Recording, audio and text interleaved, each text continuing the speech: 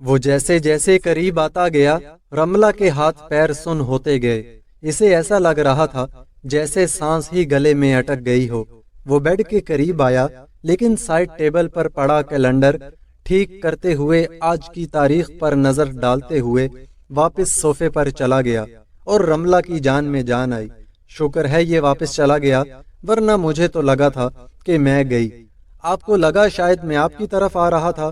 اس کی آواز پر رملہ نے چوک کر اس کی طرف دیکھا لیکن چہرے سے گھونگھٹ نہیں اٹھایا۔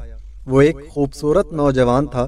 نظریں میز پر جھکائے بوتل اٹھا کر گلاس میں ڈالتے ہوئے گلاس ہونٹوں سے لگائے مسکرایا۔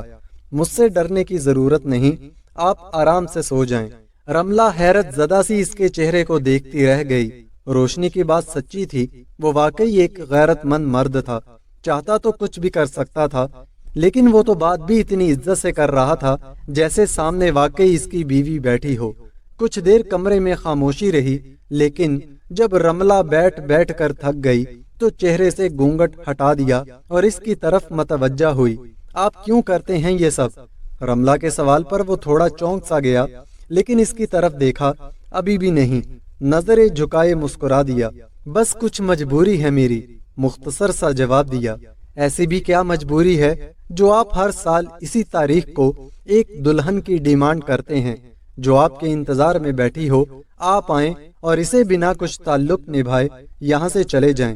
بہت سنا تھا آپ کے بارے میں، اور جب سنا تب یقین نہیں آیا کہ آج کے دور میں بھی ایسا کوئی مرد ہے جو تنہائی کے باوجود ایک خریدی ہوئی عورت پر ترس کھائے اور اتنی بھاری رقم فقط ایک دلہن کی موجودگی کی ادا کرے۔ آخر ایسی کیا مجبوری ہے آپ کی؟ میں بتانا ضروری نہیں سمجھتا۔ میری ذاتی زندگی پر تبصرہ کرنے کی اجازت کسی کو نہیں دی میں نے آج تک۔ آپ کا جو کام ہے وہ آپ کریں۔ اس کے بدلتے لہجے پر رملہ چپ ہو کر رہ گئی۔ آپ میری طرف دیکھ کر بات کیوں نہیں کر رہے؟ رملہ کے اس سوال نے اسے رملہ کی طرف دیکھنے پر مجبور کر دیا۔ ٹک ٹکی لگائے اس کے چہرے کو دیکھتا رہ گیا۔ اس کی سرخ آنکھیں دیکھ کر رملہ کو اپنی غلطی کا شدت سے احساس ہوا۔ ڈر کر خود میں سمٹ سی گئی۔ اس کی نظروں کی تپش اسے سلگا رہی تھی۔ نظریں جھکائے اپنے دونوں ہاتھ مضبوطی سے ایک دوسرے میں پیوست کیے۔ اب نظریں کیوں جھکا لیں آپ نے؟ میری آنکھوں میں دیکھ کر بات کریں۔ رملہ کو کنفیوز ہوتے دیکھ کر گہری سنجیدگی سے بولا، اگر آپ اسی طرح غصے سے دیکھیں گے تو مجھے خوف آ رہا ہے آپ سے۔ وہ نظریں جھکائے ہی بولی۔ رملہ کے جواب پر وہ مسکرا دیا اور نچلا ہونٹ دانتوں میں دبایا۔ خوف؟ وہ بھی مجھ سے؟ سچ کہوں تو اب مجھے بھی خود سے خوف آتا ہے۔ پھر سے نظریں جھکائے بولا، میری تنہائی میری سب سے بڑی دشمن بنتی جا رہی ہے، اور میں چاہ کر بھی اپنے لیے کچھ نہیں کر سکتا۔ ہر سال یہ رات مجھے بہت اذیت دیتی ہے، ایسی اذیت جس سے میں بھاگ نہیں سکتا۔ بہت بے بس محسوس کرتا ہوں خود کو۔ ایسے لگتا ہے جیسے یہ اذیت مجھے پورا سال جکڑے رکھے گی، اور آج کی رات مجھے ہمیشہ کے لیے خاموش کر دے گی۔ میرا دل ڈر سا جاتا ہے۔ اپنے ہی گھر میں، اپنے ہی کمرے میں خوف محسوس کرتا ہوں۔ ایسا لگتا ہے وہ یہی ہے اور مجھ سے حساب مانگے گی میری بے وفائی کا۔ سمجھ نہیں آتا کہ آخر کب تک یہ سلسلہ تھمے گا۔ میں ایک ناکردہ گناہ کی سزا بھگت رہا ہوں اور شاید صدیوں تک بھگتتا رہوں گا۔ مطلب آپ بھی بے وفا مردوں کی فہرست میں شامل ہیں؟ میرا اندازہ صحیح تھا، آپ مرد ہوتے ہی بے وفا ہو۔ رملہ کے طنزیہ جملے اس کے کانوں میں کانٹوں کی طرح چبھے۔ ہاتھ میں تھامے شیشے کے گلاس کو اتنی زور سے دبایا کہ گلاس چکنا چور ہو گیا اور فرش پر بکھر گیا۔ رملہ ڈر کر خود میں سمٹ گئی۔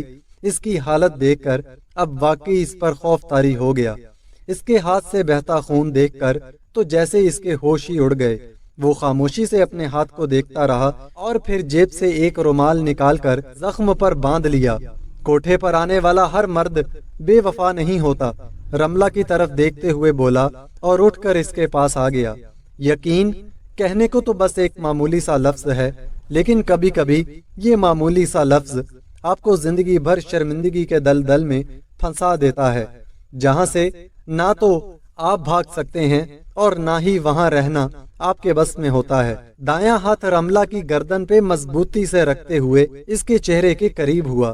اس کی درد بھری آنکھیں، اذیت سے بھرا لہجہ اور اتنی قریب، رملہ کو اپنی دھڑکن کانوں میں سنائی دی۔ کبھی سوچا ہے کتنی اذیت ملتی ہے اس مرد کو جو بے گناہ ہوتے ہوئے بھی سزا کا حقدار ٹھہرے؟ کبھی سوچا ہے کتنی درد دیتی ہے وہ تنہائی جو آپ کے سب سے دل عزیز شخص نے آپ کے لیے چنی ہو؟ سوچا ہے کبھی بستر سجانا آسان ہوتا ہے مگر کسی کے دل میں چھپے درد کی گہرائی جاننا آسان نہیں ہوتا؟ ایک طنزیہ جملہ بولتے ہوئے رملہ کو چھوڑتے ہوئے پیچھے ہٹ گیا اور دونوں ہاتھ چہرے پر رکھتے ہوئے گہری سانس لیتے ہوئے اپنے بال مٹھی میں جکڑ کر واپس صوفے پر بیٹھ گیا۔ رملہ اپنی گردن پر اس کی انگلیوں کا دباؤ ابھی تک محسوس کر رہی تھی۔ درد کی اذیت اور اس کے طنزیہ جملے نے اسے اس کی اوقات یاد دلا دی تھی۔ آئی ایم سوری، پھر سے صوفے سے اٹھ کر رملہ کے پاس بیٹھتے ہوئے بولا۔ رملہ مسکرا دی۔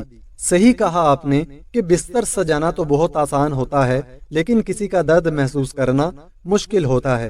لیکن ایک بات میں بھی آپ کو بتا دوں کہ کوٹھے کی چار دیواری میں آنکھ کھولنے والی ہر لڑکی طوائف نہیں ہوتی۔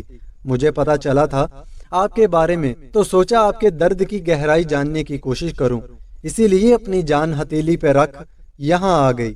سوچا دیکھو تو صحیح آخر ایسا کون سا مرد آ رہا ہے اس کوٹھے پر جس کی ڈیمانڈ بس ایک دلہن ہے، اور دلہن بھی ایسی جسے وہ ہاتھ تک نہیں لگائے گا۔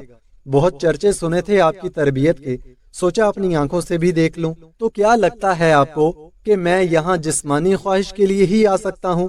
رملہ کی باتوں پر بے یقینی سے اس کی طرف پلٹا اور سوال کیا۔ جی حقیقت میں تو یہاں آنے والے ہر مرد کی یہی خواہش ہوتی ہے، وہ جواب دے کر اپنی آنکھوں سے بہتے آنسو پوچھتی ہوئی چہرہ دیوار کی طرف موڑ کر بیٹھ گئی۔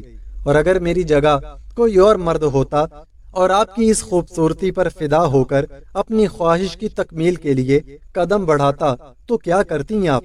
میری ایک آواز پر سب یہاں جمع ہو جاتے اور اسے دوبارہ یہاں آنے کے قابل نہیں چھوڑتے۔ اچھا، رملہ کے جواب پر وہ طنزیہ مسکرایا۔ یہ کوٹھا ہے، آپ کا گھر نہیں میڈم۔ یہاں آنے والا آپ پر حق جتانے کی پوری قیمت چکا کر یہاں تک پہنچتا ہے، اور آپ کی آواز اس کمرے کی چار دیواری سے باہر پہنچنے تک کی مہلت نہ دیتا آپ کو۔ ہر مرد ملک ہمدان نہیں ہوتا، یاد رکھیے گا میری بات۔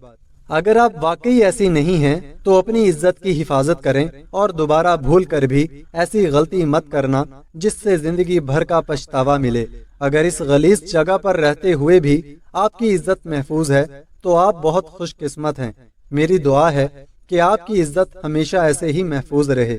دونوں ہاتھ آگے بڑھائے اور اس کے چہرے پر دوبارہ گونگٹ اڑاتے ہوئے اپنا فون، وائلٹ اور کیز اٹھاتے ہوئے چہرہ شال میں چھپائے کمرے سے باہر نکل گیا۔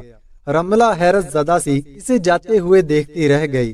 کچھ دیر انتظار کرتی رہی لیکن وہ واپس نہیں آیا تو وہاں سے اٹھ کر اپنے کمرے میں چلی گئی اور روشنی سے گلے لگ کر رو دی۔ کیا ہوا بی بی جی، سب ٹھیک تو ہے؟ اتنی جلدی واپس کیسے آ گئیں آپ؟ وہ تو صبح جاتا ہے، کہیں اس نے آپ کے ساتھ کچھ…